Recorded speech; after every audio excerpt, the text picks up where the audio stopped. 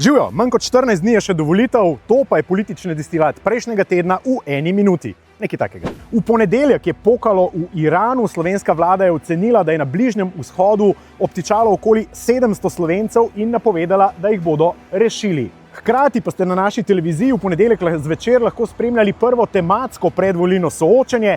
Tema je bila zdravstvo, vodila ga je Maja Sodja, politiki pa so se srečali v Univerzitetnem kliničnem centru Ljubljana. V torek je sledilo čakanje, napete okoliščine in pa veliko pričakovanje, kaj se bo zgodilo s Slovenci, ki so ostali v Iranu, zadeva pa se je začela razpletati. Isti dan pa je ljubljanski župan Zoran Janković na sodišču zavrnil krivdo glede očitkov o preplačani hladilni strojnici v Stožicah. In v sredo je končno poletelo prvo letalo s 125 Slovenci iz Omana v Ljubljano, na Brniku pa so jih že težko pričakovali njihovi svojci.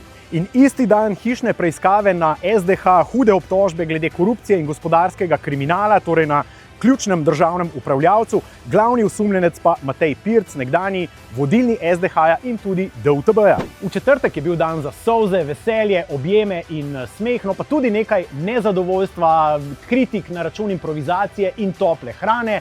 Na Brnik so prispeli prvi Slovenci iz Bližnjega vzhoda. V Slovenijo so prispeli 4 avioni s 583 Slovenci. In kmalu zatem že slovenska politika na 2 različnih bregovih. To smo videli na drugem tematskem soočenju, ki ga je Jani Muhič vodil v Novem mestu. Opozicija je vlado kritizirala, da je ravnala kaotično in drago, no koalicija pa se je hvalila, da je Slovence domov pripeljala med prvimi v Evropi. In nov teden nova soočenja, danes še eno srečanje Uroša Slaka z vodilnimi slovenskimi politiki glede gospodarstva in financ. Vse zato, da bo vaša odločitev na volilno nedeljo lažja. Srečno!